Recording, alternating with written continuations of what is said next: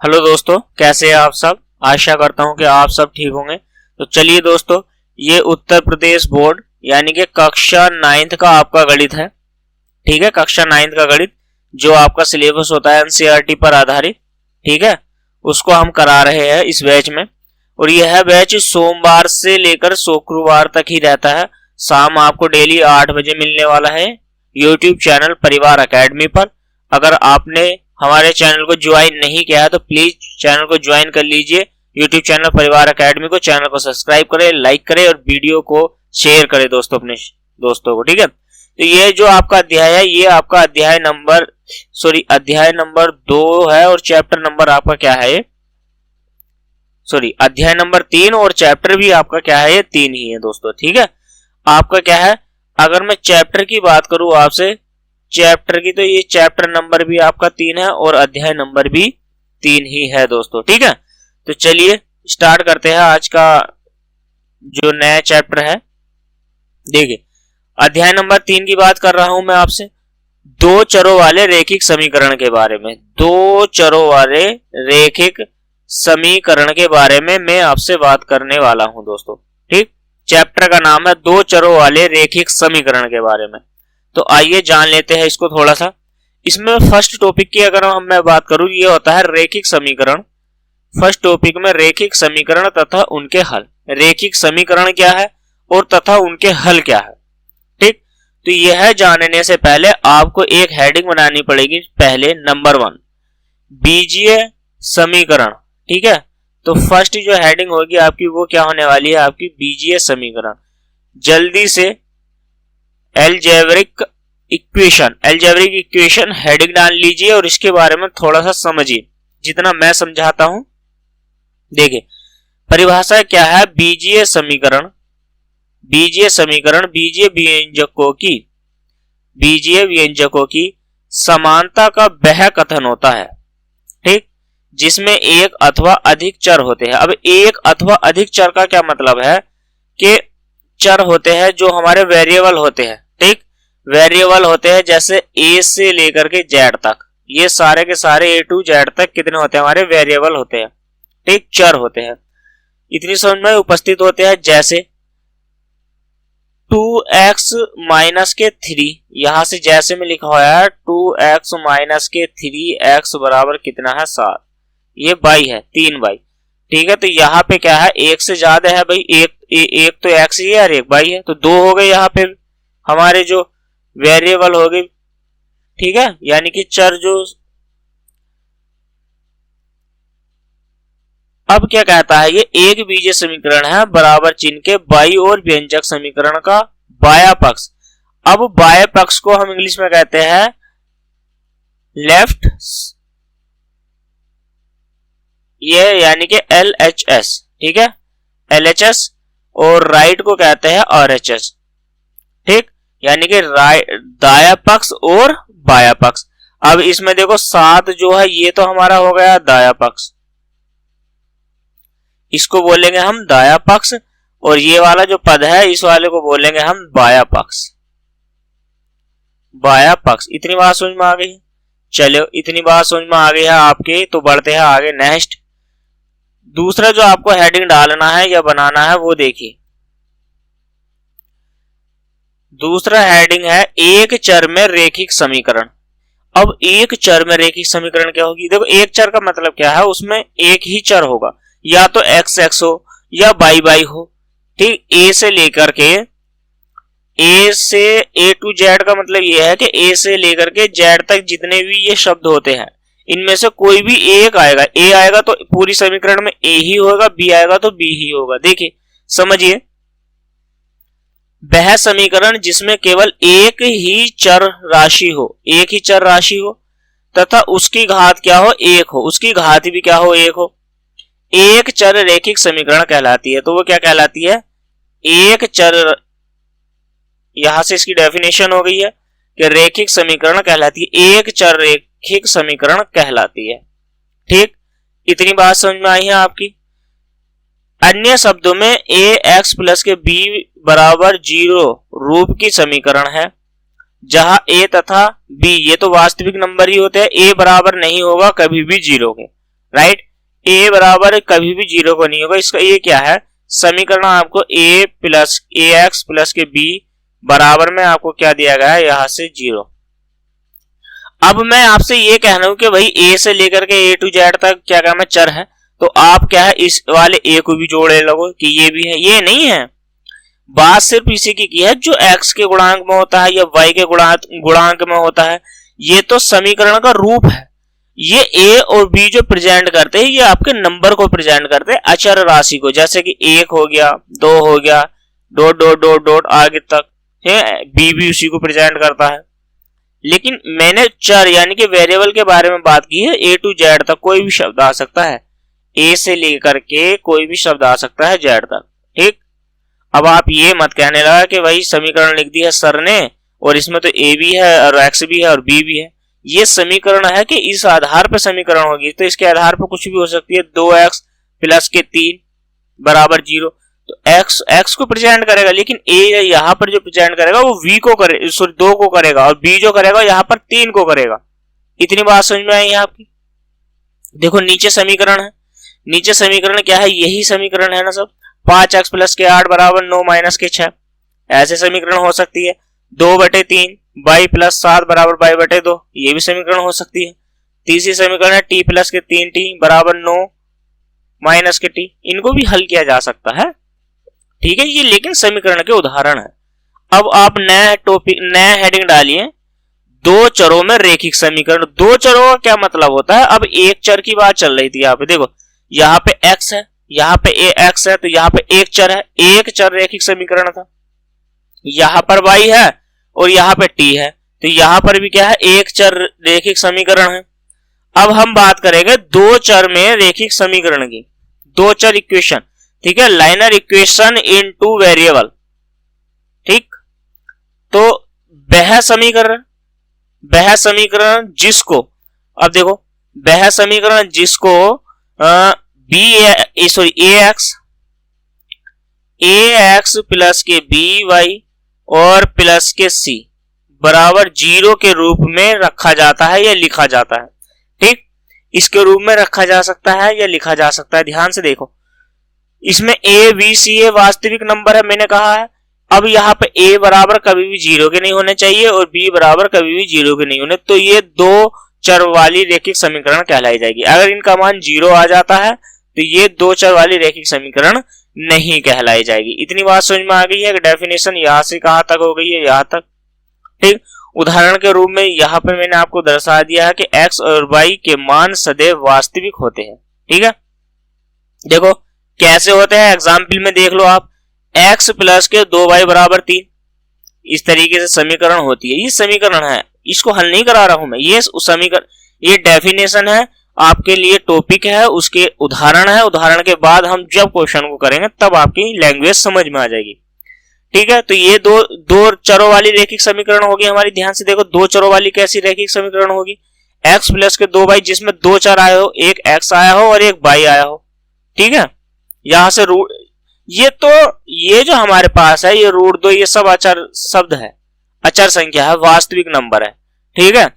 और ये रूट 3 बराबर 9, इससे हमें कोई मतलब नहीं है, ठीक। एक वाला आपने समझा कि जिसमें एक ही चर आएगा, एक ही वेरिएबल आएगा, वो एक चर वाली रेखिक समीकरण। जिसमें दो वेरिएबल आएंगे वो दो चर में रेखिक समीकरण हो जाएगी, ठीक। इतनी बात समझ में आ गई है आपकी, तो बढ़ते हैं चलो नेक्स्ट। अब आप क्या करना है, एक नोट डालिए और नोट डाल के पहले ध्यान से समझिए। देखो सामान्यतः इस प्रकार के समीकरणों के चरों को x और y द्वारा प्रदर्शित किया जाता है, ठीक। परंतु इन्हें प्रदर्शित करने के लिए अन्य अक्षरों का भी प्रयोग किया जा सकता है। अन्य का मतलब मैंने ये कहा था कि जहां पे x और y और t की दे रखा था ना आपको, यहाँ पे a से लेकर के z तक किसी भी अंक यानी कि किसी भी शब्द का प्रयोग किया जा सकता है, किसी भी अक्षर का प्रयोग किया जा सकता है। a से लेके मैंने बता दिया है आपको, a to z का मतलब ही यही है कि a से लेके किसी भी अक्षर का प्रयोग किया जा सकता है। आपका a का प्रयोग कर ले, b का कर ले, c का कर ले, d का कर ले, और सी डी ई का कर ले, एफ का कर ले, जी का कर ले, एच का कर ले, I J K L M N O P Q R S T U W X Y Z, ठीक है, किसी का भी कर ले। ए टू जेड का मतलब ये है कि किसी भी ऐसे अक्षर का प्रयोग कर लिए समीकरण। पहली समीकरण आपने पहली जो मैंने आपको नोट में पहले जो हेडिंग पहली जो लाइन है वो आपको समझ में आ गई। देखो अब दूसरी लाइन को समझिए, रूप जो होगा वो यही होगा दो चर रैखिक समीकरण के लिए। दो चर रैखिक समीकरण का ये मानक रूप भी कहलाता है। ठीक, ax प्लस के बी वाई और प्लस सी बराबर 0। यहां पर देखो ax प्लस के बी वाई और प्लस के सी बराबर 0 है। यहां पर ये a का मतलब है कि यहां पर कोई समीकरण हो सकती है 2x प्लस के 3y प्लस के 8 बराबर 0। ये इक्वेशन होगी ना, तो ये दो चर वाली रैखिक समीकरण होगी। कौन सी हो गई? दो वाली। और मैं आपसे कहने लगूं कि 3x बराबर 8, तो ये एक इक्वेशन वाली होगी। या मैं इसको ऐसे नहीं लिख सकता 2x प्लस के 8 बराबर x प्लस के कितना हो गया, यहां से 15 हो गया। तो ये जो है ये एक वाली हो गई, क्योंकि एक ही चर है ना इसमें। एक जिसमें एक चर होगा वो एक चर वाली रैखिक समीकरण हो जाएगी। जिसमें दो चर होंगे, ये एक है ये दूसरा है, तो वहां पर दो चर वाली रैखिक समीकरण हो जाएगी। इतनी बात समझ में आ गई ना आपने? इतनी बात अगर आपने नोट कर ली हो, अगर आपकी समझ में आ गई हो, तो चलिए बढ़ते हैं क्वेश्चन की ओर। देखिए क्वेश्चन क्या कहता है, ध्यान से समझने का प्रयास कीजिए। उदाहरण नंबर 1, निम्न समीकरण में से प्रत्येक को ax plus b y plus c बराबर 0 के रूप में लिखिए एवं प्रत्येक स्थिति में a, b तथा c के मान बताइए। अब देखो हमारा जो एग्जाम्पल है, एग्जाम्पल नंबर फर्स्ट के फर्स्ट क्वेश्चन को समझने का प्रयास कीजिए। यहां से 3x प्लस के 2y बराबर ये 2 पॉइंट कितना है 5 है। तो इसको क्या करना है, मुझे इस वाले रूप में व्यक्त करना है। तो देखो कैसे करूंगा, 3x हो जाएगा प्लस के यहां से 2y हो जाएगा और ये प्लस वाला माइनस के आ जाएगा यहां से 2। अब मैं जो इसकी तुलना करने पर की तुलना, राइट, यहां से इसकी तुलना करूंगा ax प्लस के बी वाई और प्लस के सी बराबर 0 से। भाई यहां पर 0 ही तो बचा था, यहां से बराबर क्या बचा था, 0 बचा था। ठीक है, तुलना करने पर लिख लेना। तो यहां से देखो a से a हो गया है, तो यहां सॉरी x से x है, तो a का मान कितना आ गया है, यहां से 3 आपका। v की जो वैल्यू आ जाएगी वो आएगी आपकी 2 और c का जो मान आ जाएगा माइनस के 2.5 आ जाएगा। इतनी बात समझ में आ गई? यही क्या है, यही हमारा आंसर हो जाएगा तीनों, राइट। इतनी बात समझ में आ गई। देखो अब आप समझने का प्रयास कीजिए, एग्जाम्पल नंबर कौन सा हमारे पास, दूसरा। ठीक, यही क्या है, ये हमारे आंसर हो जाएंगे। अब देखो एग्जाम्पल नंबर 2 क्या है, x माइनस के 5y बराबर रूट 3y है। तो मुझे क्या है, ये दो चर वाली रैखिक समीकरण है, तो इसको लिखूंगा x माइनस के रूट 3y और माइनस के 5 बराबर 0 की तुलना, राइट, की तुलना आप किससे करोगे, यहां से करोगे आप ax प्लस के b वाई प्लस के c बराबर 0 से करने पर। ठीक है, तो वहां पे क्या हो जाएगा, यहां से करने पर राइट, इतना समझ में आया। करने पर तो a बराबर हो जाएगा आपका a और यहां से b बराबर हो जाएगा आपका माइनस के रूट 3 और यहां से c की वैल्यू आ जाएगी माइनस के 5। इतनी बात समझ में आई है? ठीक, यही क्या है, यही इस क्वेश्चन का आंसर बन गया, राइट। इतना आपको समझ में आया? देखो कुछ नहीं करना है, अभी क्या है, अभी सिर्फ हम मानक रूप में चल रहे हैं। द्विघात समीकरण हमने पढ़ ली, उससे पहले नंबर सिस्टम को हमने पढ़ लिया। अब क्या है देखो, द्विघात समीकरण नहीं पढ़ी ना अभी, तो अभी तक हमने क्या पढ़ा है, इससे पहली वाली समीकरण में बताओ हमने क्या पढ़ा, बहुपद पढ़ा है ना। ठीक है, इससे पहली वाली जो चैप्टर में है पोलिनोमियल पढ़ा है। पोलिनोमियल के बारे में क्या किया है हमने, जानकारी सारी ली है। ठीक, उससे पहले संख्या पद्धति पढ़ा है, संख्या पद्धति के बाद पोलिनोमियल, पोलिनोमियल के बाद आपका दो चर वाली रैखिक समीकरण पर हम आ गए हैं।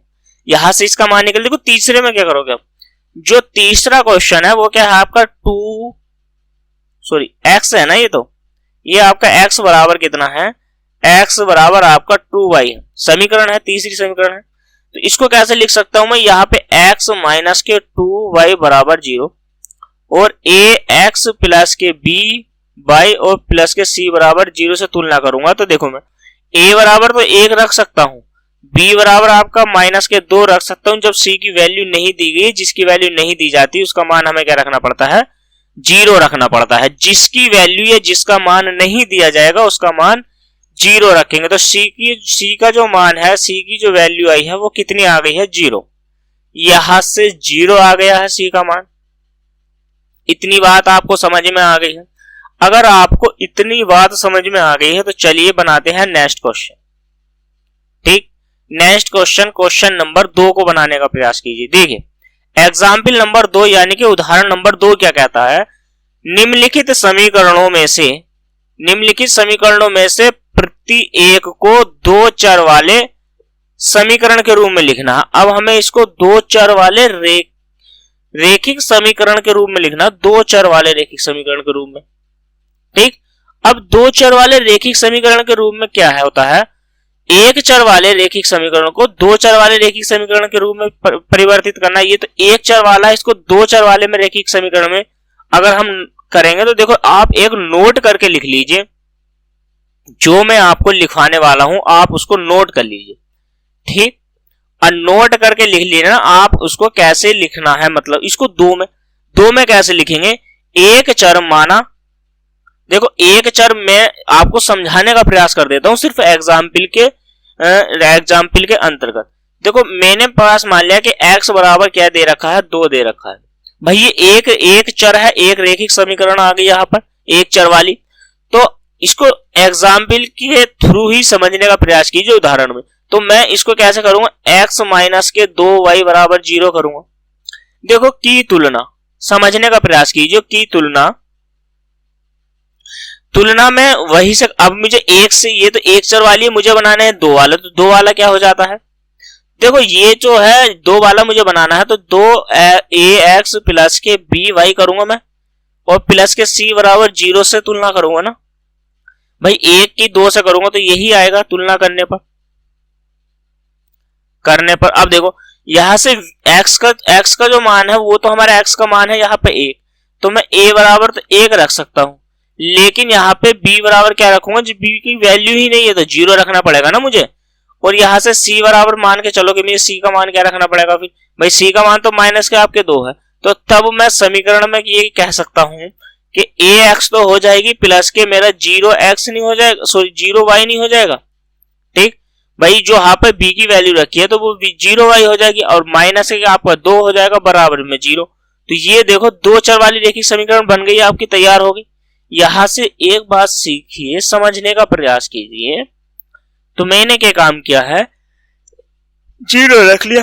ठीक है दोस्तों, 0 रखने पर x के गुणांक में क्या रख लिया, 0, तो वो तो 0 ही हो जाएगी ना वैल्यू, तो उसका कोई महत्व नहीं होता।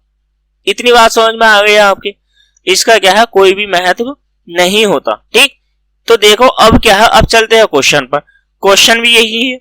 तो पहला जो क्वेश्चन है वो है आपका 2y बराबर 3। तो 2y को मैं कैसे लिख सकता हूं, 2y माइनस के 3 लिख सकता हूं। इतनी बात समझ में आ गई। तो मुझे क्या करना है, इसको दो चर वाले रेखिक समीकरण में परिवर्तित करना है। तो इसको मैं करूंगा की तुलना आप किससे करोगे, ax प्लस के by और प्लस के c बराबर 0 से करने पर राइट। इतनी बात समझ में आ गई। देखो करने पर तो यहां से a का मान तो हमारा क्या आ जाएगा, a का मान 0 है। यह समीकरण में आप रखोगे तो कैसे, देखो समीकरण में डायरेक्ट ही रखना है, तो डायरेक्ट क्या हो जाएगी समीकरण हमारी, यहां से हो जाएगी 0x प्लस के 2y और माइनस के 3 बराबर में 0। तो ये क्या हो गई है हमारी दो चर वाली रेखिक समीकरण बन गई। यहां से अगर मान निकालोगे आप तो a बराबर हमें 0 रखना है, और b बराबर हमने क्या रखा, 2 रखा है, और c की जो वैल्यू रखी है वो हमने क्या रखी है, माइनस के 3। इतनी बात समझ में आ गई। तो ये क्या है, हमें दो चर वाली रेखिक समीकरण बनानी थी जो आपके स्क्रीन पर है। अब चलिए बनाने का प्रयास कीजिए। देखो कौन सी है समीकरण हमारे पास, दो। पहली हमने कंप्लीट कर ली है, दो को समझिए। ये क्या है, 3x बराबर माइनस के 5 है। तो मैं इसको कैसे लिख सकता हूं, 3x माइनस का इधर आके कहीं क्या हो जाएगा, प्लस के बराबर में हो जाएगी 0। की तुलना आप करोगे ax प्लस के by और प्लस के c बराबर 0 से करने पर,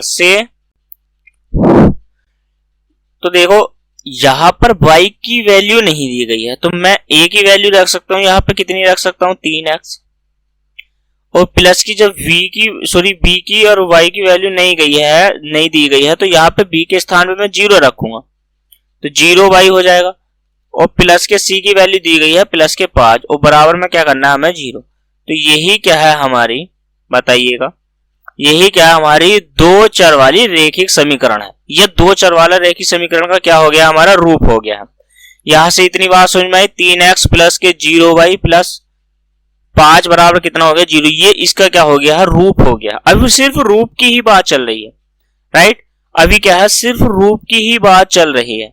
अब देखो नेक्स्ट क्वेश्चन है, एग्जाम्पल नंबर कौन सा है आपका, एग्जाम्पल नंबर है 3। एक बॉल पेन की कीमत 1 फाउंटेन पेन की कीमत के आधे से 5 कम है। उसने सीधा सीधा ये कहा है, ठीक। इस कथन को दो चर वाले रेखिक समीकरण के रूप में व्यक्त कीजिए।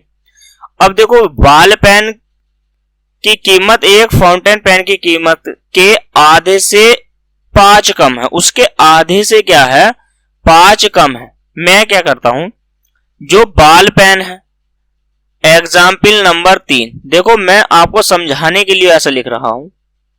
एग्जाम्पल नंबर क्या है, example number 3, right. Example number 3 में माना हमने क्या काम किया है, माना बॉल पेन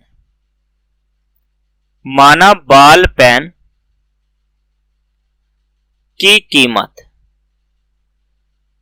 कीमत माना बॉल पेन की कीमत कितनी मान ली मैंने, x मान ली, ठीक। और फिर इसके बाद क्या है, ये फाउंटेन पेन जो है आपका पेन की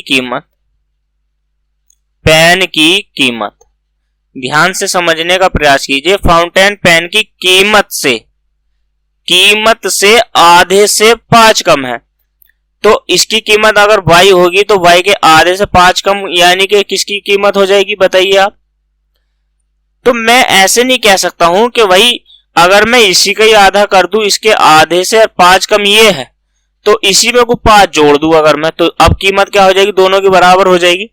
तो देखो फाउंटेन पेन की कीमत और इसकी कीमत क्या हो गई, अब बराबर होगी। तो मैं यहां से लिख सकता हूं, प्रश्न अनुसार समझने का प्रयास कीजिए। तो x बराबर यहां से y बटे 2 प्लस के क्या कर सकता हूं 5 कर सकता हूं, राइट। इतना समझ में आ गया। तो यहां से x की जो वैल्यू हो जाएगी वो हो जाएगी y प्लस के 10 बटे 2, और 2 की यहां से गुणा हो जाएगी, ये हो जाएगा 2x। अब देखो बराबर में y प्लस के 10 हो गया, इसको इधर लेके आऊंगा तो क्या हो जाएगा 2x माइनस के यहां से क्या हो जाएगा, ये y हो जाएगा, माइनस के y और माइनस के 10 बराबर 0। अब देखो दो चर वाले रेखिक समीकरण के रूप में व्यक्त होगी। यही क्या है हमारा, यही दो चर वाले रेखिक समीकरण का रूप है। आप इसको हिंदी में लिख सकते हो, जो कि दो चर में अभिष्ट रेखिक समीकरण है, ठीक। इतना चाहे इतना लिख लीजिए, जो कि दो चर में अभिष्ट रेखिक समीकरण है, ठीक। इतनी बात समझ में आ गई, ये वैल्यू आपको निकल गई। तो चलिए बनाते हैं नेक्स्ट क्वेश्चन। समझ में अगर आपकी आ गया है यह क्वेश्चन, तो बनाने का प्रयास करते हैं, ठीक है। क्या करते हैं, अगले क्वेश्चन को बनाने का प्रयास करते हैं। क्वेश्चन नंबर क्या है हमारे पास, एग्जाम्पल नंबर है 4, ठीक। एग्जाम्पल नंबर क्या आया है, एग्जाम्पल नंबर हमारे पास आ गया है 4। अब एग्जाम्पल नंबर 4 को बनाइएगा। देखो एग्जाम्पल नंबर 4 क्या कहता है, एक नोटबुक की कीमत एक कलम की कीमत से दुगनी है। देखो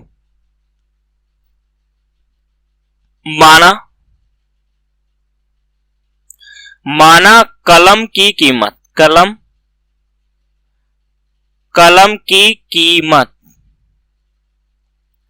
अगर मैं कलम की कीमत x मान लेता हूं, तो नोटबुक की कीमत कितनी हो जाएगी बताइए आप। नोटबुक की जो कीमत हो जाएगी ना मेरी, वो बताइए आप कितनी हो जाएगी। देखो यहां से बताओ, कलम की कीमत से दुगनी है, नोटबुक की कीमत अगर कलम की x है तो ये 2x नहीं हो जाएगी? आप एक बात बताइए कि अगर वो x है तो 2x नहीं हो जाएगी? ठीक, दुगनी यहां से हो गई। लेकिन आपसे उसने क्या कहा है, दुगनी है। इस कथन को निरूपित करने के लिए दो चर वाले रैखिक समीकरण में व्यक्त कीजिए। अब देखो आप इसको दो चर में कैसे व्यक्त करोगे, लेकिन यहां से उसने सिर्फ ये कहा कि वो दुगनी है, तो दुगनी का मतलब ये है कि अगर वो एक है तो ये दो है। अगर हमें दो चर में बताना है तो वो x हो जाएगी। नोटबुक की कीमत जो हो जाएगी हमारी कितनी हो जाएगी, यहां से देखो, माना नोटबुक की कीमत एक नोटबुक की कीमत एक कलम की कीमत से दुगनी है। अगर कलम की कीमत मैंने x मान ली है तो यहां से ये कितनी हो जाएगी, सीधी सीधी 2x हो जाएगी। इतनी बात है, इतनी ही तो है भाई। कलम की कीमत अगर y है तो वहां से उसकी दुगना कर दो, ये बात हो गई। अब हमें क्या करना है, दो रैखिक समीकरण में इसको हमें व्यक्त करना है, दो रैखिक समीकरण। तो देखो कैसे करोगे, प्रश्न अनुसार। इसको मानने से पहले आपको क्या करना पड़ेगा, ये जो है हमको देखो यहां पर समझने का प्रयास कीजिए। प्रश्न अनुसार मैं कैसे लिख सकता हूं, प्रश्नानुसार। भाई यहां पे क्या है, मुझे नोटबुक की कीमत से ये दुगनी, नोटबुक की कीमत जो है वो दुगनी है, किसकी, कलम की। अगर कलम की कीमत यहां से क्या है, कलम की कीमत मेरी कितनी है, अगर मान के चलो नोटबुक की कीमत यहां पे लिखता हूं, यहां पे नोटबुक, ध्यान से समझो, नोटबुक लिखा मैंने यहां पे, नोटबुक की कीमत हो जाएगी, नोटबुक बराबर मैं करता हूं कलम। तो नोटबुक की कीमत अगर मैं x मानता हूं तो यहां पर मुझे इसको बराबर करने के लिए इसको कलम को दुगना नहीं कर दूं भाई, मैं कलम को अगर दुगना कर दूं तो बराबर हो जाएगी। तो यहां से इसको समझने का प्रयास कीजिए आप। अगर ये जो मेरा x है कलम, तो मैं सॉरी नोटबुक को अगर मैंने x मान लिया है तो यहां पे क्या करता हूं, इसको यहां से लिख लो ना, यहां पहले ये वाले पहले लिख लेना, लेट्स। यहां मैंने इसको माना है तो ये 2x नहीं हो जाएगा, तो ये हो जाएगा मेरा 2y, जिसको मैं x बोल रहा हूं वहां पे 2y इस वजह से बोलना चाहता हूं क्योंकि मुझे दो वाली रैखिक समीकरण चाहिए। अब ये बराबर में होगी, देखो ध्यान से, तो x बराबर है तो ये कहीं का हो जाएगा, माइनस का हो जाएगा 1, तो माइनस के 2y बराबर कितना हो गया, 0। अब आपको रैखिक समीकरण में व्यक्त करना है, तो वो दो रैखिक समीकरण की जो समीकरण होती है ये होती है bx प्लस के c बराबर यहां से 0 होता है। ठीक है, यहां से क्या होता है, यहां से 0 आता है। ठीक, तो भाई c की वैल्यू बताओ आप मुझे क्या आ गई, तो c की वैल्यू तो हमें पता नहीं, तो हम देखो क्या रखेंगे, x है तो यहाँ पे तो x ही रखेंगे, माइनस के 2y ही रख लेंगे और प्लस के यहां से क्या रख लेंगे, 0 बराबर 0। तो ये बात समझ में आ गई, यही दो वाली रैखिक समीकरण है, दो चर वाली रैखिक समीकरण। तो यहां से क्या है, दो चर वाली रैखिक समीकरण निकल गई मेरी। ठीक, अब देखो बनाइएगा नेक्स्ट क्वेश्चन, एग्जाम्पल नंबर क्या है 5। समीकरण 4x प्लस के 3y बराबर 12 के चार अलग अलग हल कीजिए। अब इसके क्या करने हैं, हमें चार अलग अलग हल बताने हैं। अब चार अलग अलग हल बताने के लिए आपको क्या करना होगा, पहले थोड़ी सी डेफिनेशन को समझना होगा। मैं ये नहीं चाहता कि आप लिखिए, लेकिन मैं ये चाहता हूं कि आप समझिए, समझने का प्रयास करना है। ठीक है, थोड़ा सा ही समझना है। देखो पहले हम रैखिक समीकरण के हल के बारे में जान लेते हैं, या रैखिक समीकरण सॉल्यूशन ऑफ रैखिक समीकरण को हम हल कैसे करेंगे। समझिए, परिभाषा समझिए लैंग्वेज के अनुसार। किसी रैखिक समीकरण में चर राशि का वह मान जिसे समीकरण में उस चर के स्थान पर रखने पर समीकरण संतुष्ट हो जाती है। मान लीजिए कोई भी समीकरण है 2x प्लस के 3y बराबर के 2, ये दो चर वाली रैखिक समीकरण है। कोई भी अगर हम मान रखेंगे तो ये संतुष्ट होनी चाहिए। ठीक है, तो इसका क्या है, अर्थात जिसे रखने पर समीकरण के दोनों पक्ष बाया पक्ष और दाया पक्ष क्या आ जाए, मेरा बराबर आ जाए। ठीक है, तो यहां पे जैसे मान के चलो, यहां पे मैंने क्या रख दिया है, 5 रख दिया है। अब मान के चलो यहां पे x की वैल्यू में क्या रखूं और y की वैल्यू क्या रखूं कि 5 मेरा आ जाए। तो अगर मैं x का मान x का मान भी 1 रख दूं और y का मान भी 1 रख दूं तो 2 गुणा 1, समझिएगा। तो 3 गुणा 1 बराबर यहां से 5 हो जाएगा। 2 ही करना 2 प्लस के 3 ही करना 3 बराबर यहां से 5। तो देखो 5 बराबर 5, दाया पक्ष बराबर बाया पक्ष के बराबर आ गया। तो इससे कहते हैं समीकरण का हल। ठीक, वही ऐसी इक्वेशन में कुछ ऐसे मान रखने पड़ेंगे जिससे क्या है समीकरण संतुष्ट हो जाए। ठीक है, तो यहां इतनी बात समझ में आ गई आपकी। तो देखो आगे समझने का प्रयास कीजिए। एक चर वाले रैखिक समीकरण का हल कैसे करना है। किसी रैखिक समीकरण में चर राशि का मान क्या है, देखो जो x है का मान वह जो चर राशि x में दी गई है समीकरण को संतुष्ट करता हो, समीकरण का हल या मूल कहलाता है। भाई x का मान कुछ भी रख दो आप। देखो जैसे रैखिक समीकरण में 3x प्लस के 5 बराबर 0 है, क्या है 3x प्लस के 5 बराबर कितना आ गया आपका 0 आ गया है। यहां से इक्वेशन क्या दी गई है, यही है 5 बराबर 0। तो मुझे x का मान क्या रखना पड़ेगा, तो x का मान निकालने से पहले यहां पर ये 5 इधर जाएगा तो माइनस का हो जाएगा, 3x बचेगा आपका और x बराबर हो जाएगा माइनस के 5 और 3 इसके बटे में चले जाएगा। देखो अगर मैं x के स्थान पे माइनस के 5 बटे 3 रख देता हूं तो मेरा 0 बन जाएगा। नहीं समझ में आया, देखिए आप 3 गुणा माइनस के 5 बटे 3 और यहां से क्या था आपका प्लस के 5 बराबर में आपका 0 ही था। सीधी सी बात है, 3 से मैं 3 से डिवाइड करूंगा तो माइनस के 5 और प्लस के 5 बराबर यहां से कितना हो जाएगा 0, 0 से 0 कट जाएगा, सॉरी 5 से 5 कट जाएगा तो 0 बराबर 0 आ गया। तो यहां से x की वैल्यू ही रखी गई है। ठीक है, अब ध्यान से सुनो, नोट में ध्यान से सुनो, एक चर वाले रैखिक समीकरण का हल हमारा क्या कहलाता है, अद्वितीय होता है, अद्वितीय होता है। ठीक, इसे अद्वितीय कहते हैं। कहीं कहीं पर एक चर वाले रैखिक समीकरण के स्थान पे अद्वितीय लिखा हुआ भी आ सकता है, तो आप वहां से घबराना नहीं है। ठीक है, आपको क्या करना है, वहां पर घबराना ही नहीं है। इतनी बात समझ में आई। चलिए देखो नेक्स्ट समझने का प्रयास कीजिए। अब दो चर वाले रैखिक समीकरण को हल करने के लिए ये इतनी सारी डेफिनेशन नहीं लिखनी, सिर्फ मैं समझा रहा हूं। अगर मैं आपको एग्जाम्पल पे ही समझाऊं तो वो बात अच्छी नहीं है, उदाहरण पे भी समझा सकता हूं, लेकिन डेफिनेशन पे समझाने का मेरा उद्देश्य सिर्फ ये है कि आप डेफिनेशन के रूप में समझिए उसको। ठीक, देखो आगे क्या है, ये दो चर वाले रैखिक समीकरण को कैसे हल करना है। Solution of liner equation into two variable. तो यहां पे क्या है, देखिए समझिए x और y, तो x और y दो हमारे पास ऐसे चर है, ठीक है, के मानों का युग्म जो समीकरण, अब देखो दो चर वाली रैखिक समीकरण दे रखी है, वो सीधा सीधा ये बोल रहा है कि a का मान कभी भी 0 नहीं होएगा और v का मान भी कभी भी आपका 0 नहीं आएगा। अगर a का मान और g का मान या a और b की वैल्यू 0 नहीं है, भाई 0 नहीं है, यानी कि a और a कोमा b ये 0 के बराबर नहीं है हमेशा कभी भी, तो ये दो चर वाली रैखिक समीकरण के अंतर्गत आ सकते हैं। अगर इनका मान किसी का भी मान चलिए आप, अगर b का मान यहां से 0 आ गया तो यहां से a का मान तो आपका 0 नहीं आया, तो a का मान 0 नहीं आया, b का मान 0 आ गया, तो वो एक चर वाली रैखिक समीकरण कहलाई जाएगी वहां पे।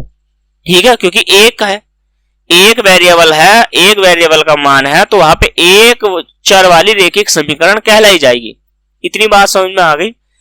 समीकरण के हल को क्रमिक युग्म x y के रूप में लिखते हैं, क्रमिक युग्म। ये इसमें आपको ज्यादा डेफिनेशन समझने का प्रयास नहीं करना है, आगे मैं आपको समझाने का प्रयास करता हूं। देखो इतनी लंबी चौड़ी डेफिनेशन को छोड़ दीजिए, ये भी है, लेकिन इसको थोड़ा सा समझिए आप। दो चर, इसको थोड़ा सा समझने का प्रयास कीजिए। देखो दो चर वाले रैखिक समीकरण के हल ज्ञात करने की विधि क्या होगी, स्टेप बाय स्टेप हमें करना क्या है, थोड़ा सा ये समझिए। पहले क्या करेंगे, माना दो चर में दी गई रैखिक समीकरण, जो दो चर में रैखिक समीकरण वैल्यू आपको दी जाएगी, ये इस रूप में है, आपको समीकरण दी जाएगी, a का मान 0 नहीं होगा, b का मान 0 नहीं होगा। समीकरण के हल ज्ञात करने के लिए निम्नलिखित चरण है। चरण नंबर फर्स्ट को देखिए आप। पहले आप क्या करोगे, सर्वप्रथम दी गई समीकरण के चर यानी कि x और y का अनुरूप मान रखते हैं, एक चर की रैखिक समीकरण में परिवर्तित करने के लिए तत्पश्चात प्राप्त समीकरण को हल करके अन्य चर का संगत मान ज्ञात करते हैं, जिससे दी गई समीकरण के हल एक क्रमिक युग्म प्राप्त करे। कैसे करेंगे वो अभी मैं क्वेश्चन में आपको बताऊंगा। दूसरे चरण क्या है, चरण फर्स्ट को पुनः दोहराते हैं, अर्थात चर x या y के अन्य अनुरूप का मान रखकर समीकरण को सरल करते हैं।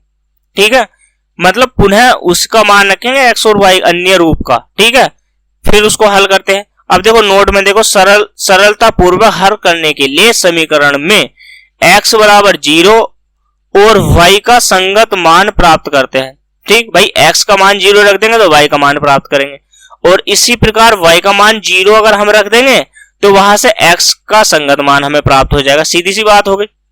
अगर इतना ही मुझे कहना था तो इतनी लंबी डेफिनेशन क्या, इतनी जो हमने ये जो लेक्चर दिया है ये क्यों दिया है भाई? अगर मुझे नोट में ही इतनी बात कह देनी थी तो इतनी बड़ी जो मैंने आपको इतनी जो स्लाइड मैंने लगाई है ये क्यों लगाई? इसका एक अलग आपको फायदा मिलेगा दोस्तों, अगर आपने समझा है तो इसका एक फायदा मिलेगा। कहां पर? इस क्वेश्चन में।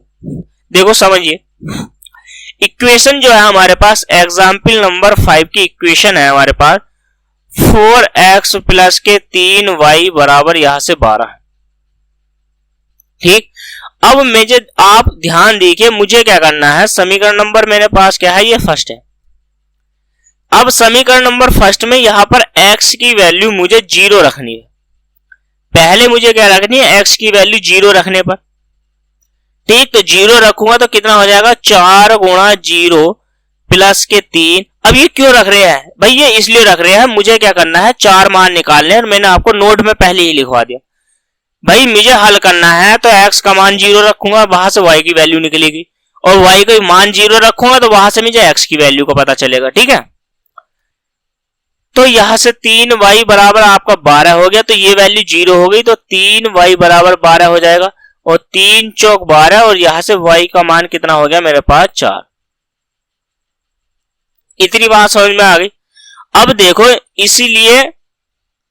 इसीलिए यहां पर क्या है, तो इसीलिए क्या है, ये जो मेरे पास बिंदु या मूल बिंदु बनेंगे ये बनेंगे 0,4। 0,4 इसीलिए लिख लीजिए आप, इसीलिए कभी आप भूल जाओ, इसीलिए 0,4 दी गई समीकरण का हल है। दी गई क्या है, समीकरण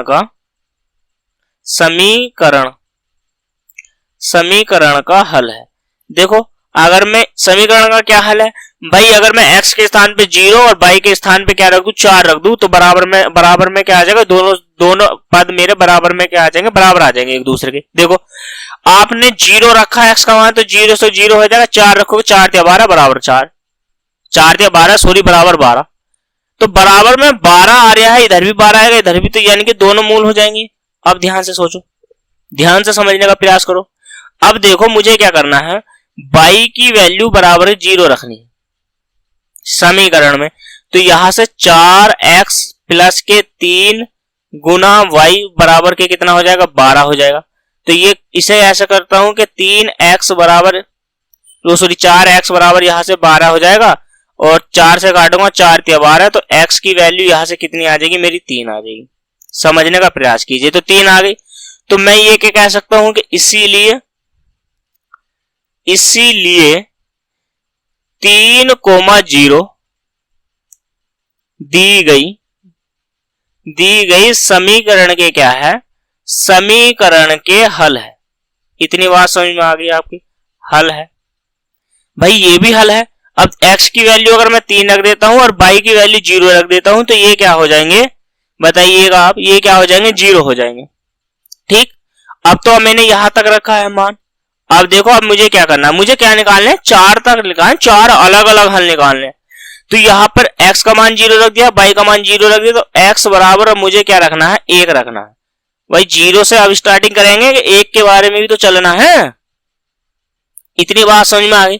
तो x बराबर 1 रखूंगा, तो ये हो जाएगा आपका 4 गुणा 1 प्लस के 3y यहां से बराबर में 12 आ गया, तो 4 का ना 4, और 3y बराबर हो जाएगा माइनस के 4 बराबर के माइनस के बराबर में 3y बराबर 12 माइनस 4, तो y बराबर यहां से कितना 12 घटाओगे तो 8 बटे यहां से कितना हो जाएगा, 3 हो जाएगा। देखो y की वैल्यू यहां से कितनी आ गई है मेरी, y की वैल्यू जो आ गई है मेरी तो 8/3 आ गई। तो मैं ये कह सकता हूं कि ये 1,8/3 क्या है, मैं आपसे ये बोल सकता हूं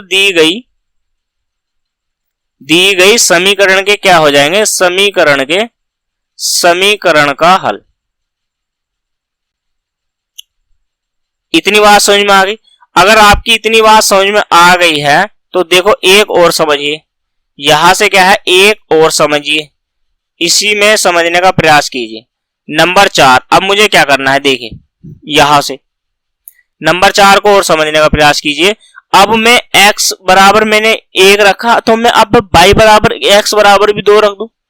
भाई x बराबर 1 रख दिया, तो अगर मैं x बराबर 2 रख दूं यहां पे, देखो अगर मैं x बराबर यहां पे क्या रख दूं, 2 रख दूं, ठीक। भाई कितने ही मान निकाले जा सकते हैं, याद नहीं है। x बराबर 2 रखूंगा तो कितनी हो जाएगी समीकरण, 4 गुणा 2 प्लस के 3y बराबर हो जाएगा 12, 4 दूनी 8, तो 3y बराबर हो जाएगा 12 माइनस के 8। तो y यहां से y की वैल्यू निकल जाएगी मेरी। तो देखो y की वैल्यू मैं निकालूंगा तो 8 में से गए तो 4 बटे कितना हो जाएगा मेरा 3। तो y की वैल्यू यहां से कितनी आ गई, 3। तो ये जो कोमा हो गया है ये हो गया आपका 2,4/3। लिख सकते हो आप दी गई समीकरण का क्या है, समीकरण का हल है, ठीक है। समीकरण का क्या है, यहां से हल है। इतनी बात समझ में आ गई है आपकी। तो मैंने क्या है, 4 अलग अलग हल निकालने थे, 4 मैंने अलग अलग प्रकार के हल यहां से निकाल लिए। इतनी बात समझ में आ गई ना, इस प्रकार से निकाल सकते हैं। चलिए अब क्या करना है, देखो नेक्स्ट क्वेश्चन को समझने का प्रयास कीजिए। क्वेश्चन नंबर क्या है, नेक्स्ट है, क्वेश्चन नंबर आपके पास है नेक्स्ट। देखिए समझिए, उदाहरण नंबर 6 को समझिए, ठीक है। उदाहरण नंबर किसको समझना है, आपको 6 को समझने का प्रयास करना है। एग्जाम्पल नंबर 6 क्या कहता है, दो संख्याओं में से बड़ी संख्या के 3 गुने में छोटी संख्या से भाग देने पर भागफल तथा शेषफल हमारा 2 और 7 बचता है। मैं ये कह सकता हूं कि जो भागफल है, देखो एग्जाम्पल नंबर 6 को समझिए, जो मेरा भागफल आया है, भागफल जो है हमारे पास वो कितना आया है, 2 आया है, ठीक। और शेषफल कितना है, शेषफल, तो शेषफल जो आता है हमें प्राप्त होता है वो होता है 7। इतनी बात समझ में। भागफल हमारे पास कितना है, 2 है, और यहां पर कितना है, 7 हो गया, ठीक। बड़ी संख्या तथा छोटी संख्या, मैंने क्या काम किया, बड़ी संख्या जो मानी है, बड़ी संख्या,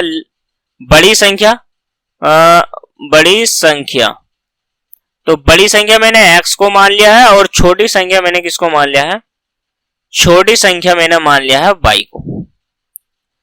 y यहां पर क्यों माने, आप कहने लगोगे कि उसने ये कहा है कि दो संख्याओं में से बड़ी संख्या के 3 गुने से छोटी संख्या से भाग देने पर इतना इतना प्राप्त होता है। तो मैंने क्या काम किया, इसको x मान लिया बड़ी संख्या को, और इसको मान लिया है मैंने y। इतना ही समझा है अभी, ठीक। तो देखो प्रश्न अनुसार करेंगे, प्रश्नानुसार भी लिख सकते हो आप और नहीं भी लिख सकते हो, कोई बात नहीं। बड़ी संख्या के 3 गुने, तो बड़ी संख्या के 3 गुने, समझ में आ गई। बड़ी संख्या के 3 गुने से छोटी संख्या से भाग देने पर शेषफल कितना होता है, हमें जब शेषफल 2 बचता है। तो मैं अगर बराबर करना चाहता हूं, इसको बराबर करना चाहता हूं तो क्या लिखूंगा, देखो 2x लिखूंगा। भाई जो शेषफल मेरा जो मेरा भागफल बच रहा है 2, भागफल की गुणा कर दूं, और प्लस इसमें क्या ऐड कर दूं, अगर 7 ऐड कर दूं तो मेरा जो बड़ी संख्या के बराबर हो जाएगी ना संख्या। मानिए देखो यह क्या होता है, आप समझने का प्रयास कीजिए। ये होता है हमारा भाज्य। एक मिनट रुको, ध्यान से समझो। देखो हमारा जो होता है भाज्य, भाज्य बराबर क्या होता है हमारा, आप समझिए। भाज्य बराबर क्या होता है, एक भाजक होता है, भाजक की गुणा करेंगे हम भागफल से, ठीक। गुणा कर दी है हमने, और इसमें जो ऐड करते हैं वो हम करते हैं शेषफल। ठीक, इतनी बात समझ में आ गई है आपकी। और यही क्या है, यही नीचे वाली संख्या दी गई है, यही क्या दी गई है आपको, जो मैंने अभी आपको संख्या लिखवाई है 3x बराबर 2y, वही यही रूप है। ठीक है, अगर आप इस सूत्र को नहीं जानते हो, नहीं पहचानते हो, तो थोड़ा सा समझिए, पहचानने का प्रयास कीजिए। ठीक, ये होता है सूत्र। तो हमारा भाज्य क्या है, यहाँ पे 3x है, और भाजक क्या है हमारा, बताइए आप, वो हमारा है y। अब भागफल क्या बचा हमारे पास 2, और शेषफल क्या बचा था 7, यही तो था। इसी के रूप में तो हमने यहाँ पर लिखा 3x बराबर 2y पर प्लस के 7, यही तो इक्वेशन बनेगी। तो देखो, अगर आपने सूत्र को नोट कर लिया हो तो मैं यहां से मिटा देता हूं, क्योंकि क्वेश्चन जो है थोड़ा सा 2-3 लाइन का बड़ा है। इसको आप कैसे करोगे, तो ये हो जाएगा आपका 3x माइनस के 2y और माइनस के 7 बराबर 0। तो ये जो समीकरण बन गई है हमारी, ये दो चर वाली रेखिक समीकरण बन गई है, अभिष्टि समीकरण। अब देखो हमें इसमें क्या करना है, हमें उसने क्या पूछा है, दो हल ज्ञात कीजिए। अब उसको दो हल बताने हैं, तो दो हल बताने का मतलब यह है कि मुझे पहले x बराबर 0 रखना पड़ेगा। x बराबर 0 रखूंगा समीकरण में, ये हो जाएगा 3 गुना 0 माइनस के 2y और ये माइनस वाला इधर लिख के ले जाऊंगा, माइनस के 7 बराबर में 0 है, राइट। तो देखो ये 0 हो जाएगी, और ये y की वैल्यू यहां से पहुंच जाएगी, तो ये हो जाएगी 2y बराबर माइनस के 7। ठीक है, और यहां से y बराबर कितना आ जाएगा, माइनस के 7/2। ध्यान से सुन लीजिए, तो x कॉमन माइनस के 7/2, x के स्थान पे क्या रखोगे आप, 0 रखोगे यहाँ पे, 0 कोमा माइनस के 7/2, ये हल हो गया हमारा। अब देखो दूसरा क्या रखोगे आप, y बराबर 0 रख लो, y बराबर 0 रख लो ना, ठीक है। या आप यहां पर पुनः आपको 1/3 रख लेना है, या x की वैल्यू रख लो 1/3, कुछ भी अगर आपको रखना चाहते हो वहां पर रख लीजिए। लेकिन उसने ये कहा था आपसे, इसी में पूछा है, तो मैं x के स्थान पे, देखो ये 3 है भाई, 3x के स्थान को मैं अगर एक चर में मानूं, एक चर में कहा था ना, तो देखो पहले वाले चरण को समझिएगा, पहला वाला जो उसका चरण था, चरण नंबर कौन सा था, फर्स्ट। ठीक, पहले चरण को समझिए, ये जो चरण है, पहले चरण के बारे में बात की कि एक चरण के रूप में समीकरण को परिवर्तित करने पर, जो एक चरण के रूप में, तो वो यही है भाई। एक रेखिक समीकरण को मानूंगा तो 3x करूंगा, नहीं करूंगा, तो 3x बराबर 0, तो इसका मतलब एक यहां से 0 जाएगा तो अनंत हो जाएगा। तो यहां पर क्या है, 3x बराबर 0 नहीं होता, मेरा क्या हो जाता है, 1 होता, सॉरी। तो यहां पर मुझे क्या करना है, इसीलिए मुझे क्या करना है, इसके हल ये हो गए, तो x का मान पुनः 1/3 रखने पर, यहां पर क्या रखूंगा, x की वैल्यू यहां पर 1/3 रख दी। जैसे मैंने 1/3 रखने पर क्या होगा, 1/3 रखने पर तो ये हो जाएगा आपका 3 गुना 1/3 माइनस के 2y और माइनस के 7 बराबर 0 हो जाएगा। 3 से 3 डिवाइड करोगे आप तो ये माइनस हो जाएगा, तो ये हो जाएगा आपका 2y बराबर माइनस के 7। तो y की वैल्यू यहां से आ जाएगी माइनस के 7 बटे कितना हो जाएगा, 2। देखो भाई y की वैल्यू तो वही आई है, लेकिन x की वैल्यू परिवर्तित हो गई। आप ये कहने लगोगे कि y की वैल्यू परिवर्तित क्यों नहीं हुई, बताइएगा। ठीक है, यहां से आप मुझे ये बताइए कि y की वैल्यू परिवर्तित क्यों नहीं गई। 3 से 3 डिवाइड कर दिया है आपने, 3 से 3 को डिवाइड करोगे तो y बराबर कितना आना चाहिए, बताओ। अब आप मुझे ये बताइए कि y बराबर क्या आना चाहिए भाई, अगर आप ये रखोगे समीकरण में, हमें क्या है, देखो यहाँ पे 0 नहीं रखना। क्यों नहीं रखना है, इसका एक कारण, जब हमने x की वैल्यू 1/3 रखी है, तो क्यों रखी है, हमने 3x बराबर के 1 रखा है ना, ये बराबर में 1 रखा है, तो जब 1 रखा है तभी तो x की वैल्यू 1/3 आई है।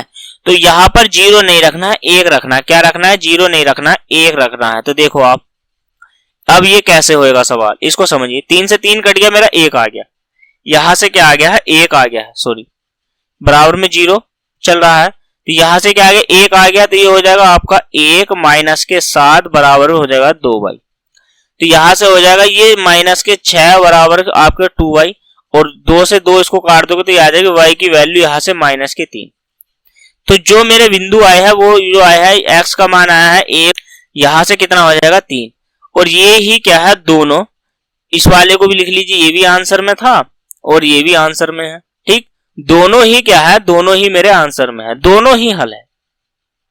हल का मतलब ये नहीं है कि आप देखो कुछ भी संख्या रख सकते हो बराबर में, कुछ भी आप मान रख सकते हो, बहुत सारे मान निकल सकते हैं। 2 रख लीजिए, 3 रख लीजिए, 4 रख लीजिए, क्वेश्चन में कुछ भी रख लीजिए। हमने ये रख लिया है, ये कुछ आप 2 रख लो, 3 रख लो, 4 रख लो, लेकिन कुछ भी रख लीजिए, यहां से हल निकल के जरूर ही आएगा। अब बनाइए एग्जाम्पल नंबर देखो 7 को।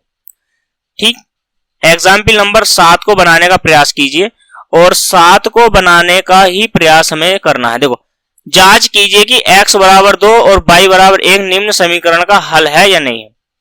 हमें क्या करना है, देखो फर्स्ट समीकरण है, फर्स्ट समीकरण को यहां से देखो x बराबर मुझे क्या रखना है 2 रखना है, और y बराबर क्या रखना है 1 रखना है। तो इसको कर सकता हूं 2 गुना 2, 2 गुना 2 प्लस के 5 गुना 1 बराबर कितना हो जाएगा 4, 2 दूनी 4 प्लस के 5 बराबर कितना हो जाएगा 9। तो ये हो जाएगा 9 बराबर 9। तो यानी कि कहेंगे हम हाँ, क्या कहेंगे हाँ है। फिर देखो यहां पर y बराबर 2 रखना है, सॉरी y बराबर x बराबर आपको 2 रखना है, और y बराबर आपको 1 रखना है। तो 2 प्लस के 1 प्लस के 4 बराबर 0। तो ये कितना हो जाएगा, इसको बराबर से इधर लेके जाएंगे तो ये हो जाएगा आपका 0 बना रहा है, नहीं बना रहा है, 4 और 3 ये 7 हो गया, 7 बराबर 0। तो आप कहोगे नहीं, राइट, क्या कहोगे आप नहीं। दूसरा जो समीकरण है वो दाया पक्ष बाएं पक्ष के बराबर नहीं आया है। ठीक है, अब देखो यहाँ पे x की वैल्यू मुझे 2 रखनी है और y की वैल्यू यहाँ पर 1 रखनी है। ठीक है, रखो 5/2 गुना 2 प्लस के कितना हो जाएगा 3 गुना 1 बराबर यहाँ से 14। तो 2 से 2 डिवाइड हो गया, 5 प्लस के 3 बराबर कितना हो जाएगा 14, 5 और 3 8 बराबर यहाँ से 14। तो ये बराबर नहीं है, तो आप कहोगे यहाँ से नहीं, ये हल नहीं है। भाई जो है तो वो है, और जो हल नहीं है तो वो हल नहीं है। इतनी बात समझ में आ गई। तो चलिए बनाते हैं नेक्स्ट क्वेश्चन को, एग्जाम्पल नंबर 8। एग्जाम्पल नंबर 8 को बनाने का प्रयास कीजिए। देखो एग्जाम्पल नंबर 8 क्या कहता है, निम्नलिखित समीकरण में से प्रत्येक में, निम्नलिखित समीकरण में से प्रत्येक में k का मान ज्ञात कीजिए। x की वैल्यू हमें 1 रखनी है और y की वैल्यू 1 रखनी है। देखो अब x की वैल्यू हमें क्या रखनी है 1 रखनी है। फर्स्ट जो एग्जाम्पल नंबर 8 का फर्स्ट क्वेश्चन देखिए, एग्जाम्पल नंबर 8 का, तो 9kx प्लस के यहां से 12ky बराबर में 63 लाना है। x के स्थान पे 1 रखना है, तो 9k गुना 1 प्लस 12k प्लस 1 बराबर क्या हो जाएगा आपका 63। k की वैल्यू भी और y की वैल्यू भी, देखो x बराबर भी 1 रखना है और y बराबर भी हमने 1 रखा है। तो ये 9k हो गया यहां से, प्लस के 12k हो जाएगा, और प्लस के यहां से हो जाएगा आपका 63। ठीक है, तो 12 यहां से मैं ऐसे कह सकता हूं कि भाई 3 कॉमन ले लूं अगर, तो यहां से बचेगा 3 धुनी, इसको जोड़ लो ना, कॉमन थोड़ी ना लेना है।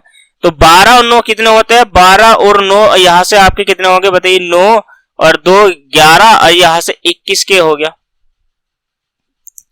और 21 तिया कितने होते हैं 63। तो k की जो वैल्यू आ जाएगी वो मेरी 3 आ जाएगी, k की जो वैल्यू आ जाएगी वो मेरी 3 आ जाएगी। ठीक है, तो k का जो अविष्ट मान है वो यहां से हो गया है 3। अब देखो दूसरे हल को समझिए, यहां पर भी x बराबर 1 रखना है और y बराबर भी 1 रखना है। तो 5 गुना 1 प्लस के 2k गुणा 1 बराबर में 3k, राइट। तो यह 5 का ना 5 प्लस के आपका 2k बराबर कितना हो जाएगा 3k।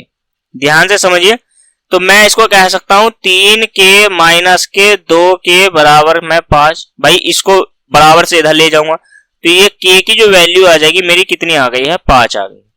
k का जो मान आया है वो मेरा आया है दोस्तों 5। ठीक, k का जो मेरा मान आया है वो आ गया है मेरा 5। हमने दोनों क्वेश्चनों को बना लिया है दोस्तों। आज की क्लास सिर्फ यहां तक ही है। ठीक है, मिलते हैं नेक्स्ट वीडियो में। नेक्स्ट वीडियो में जाने से पहले, यानी कि कल मिलेंगे दोस्तों, अगर आपने हमारे चैनल को सब्सक्राइब नहीं किया है तो प्लीज यूट्यूब चैनल परिवार एकेडमी, दोस्तों यूट्यूब चैनल परिवार एकेडमी को ज्वाइन कर लीजिए, जल्दी से ज्वाइन नाउ, ठीक है, ज्वाइन नाउ। चैनल को क्या कर लीजिए आप, सब्सक्राइब कर दीजिए, लाइक कर दीजिए दोस्तों, और अपने सभी दोस्तों को क्या कर दीजिए, शेयर। और एक नोटिस है आपके लिए, नोटिस ये है कि YouTube चैनल परिवार एकेडमी पर ही दोपहर 2 बजे कक्षा 10 का गणित का बैच, दोस्तों गणित का बैच आपका 16 मई को स्टार्ट किया गया है, और ये कंप्लीट आपको मैथ पढ़ाया जाएगा, ठीक है, पूरा सिलेबस कराया जाएगा, पूरा गणित कराया जाएगा, ठीक है, कक्षा 10 का। ये जो हमारा टारगेट है 2022, और आपका एग्जाम जो होने वाला है 2023 में दोस्तों, ठीक है। 2023 में जो भी आपका बहन भाई या मित्र, जो भी आपका दोस्त या फ्रेंड है, उससे कहिएगा यूट्यूब चैनल परिवार एकेडमी को ज्वाइन कर लीजिए। सारे क्वेश्चन मिलेंगे दोस्तों, क्वेश्चन प्रश्नावली बाई प्रश्नावली मिलेगी, पूरी प्रश्नावली मिलेगी। आपको क्या है, पहले आपको उदाहरण किए जाएंगे परिभाषा के रूप में, जैसे मैं इस क्लास में कराता हूं, फिर सारा गणित कराने के बाद फिर आपको विविध कराया जाएगा, विविध के क्वेश्चन लिए जाएंगे चैप्टर वाइज दोस्तों, चैप्टर वाइज विविध लेने के बाद फिर आपके टेस्ट लिए जाएंगे, ठीक है। सारा सिलेबस होगा पहले कंप्लीट, फिर विविध होएगा, फिर उसके बाद टेस्ट होगा, और फिर आप एग्जाम दीजिएगा दोस्तों। तो आप क्या है 70 में से 70 लेके आओगे, ये यूट्यूब चैनल परिवार एकेडमी की तरफ से आपसे वायदा है दोस्तों, प्रॉमिस है, ये वायदा टूटेगा नहीं, ठीक है। 100 में से 100 अंक लाओगे आप, अगर आपने हर क्लास को ज्वाइन किया है, समझने का प्रयास किया है, प्रैक्टिस की है घर पर, ठीक है। तो दोस्तों मुझे दीजिए इजाजत, मिलते हैं कल, धन्यवाद।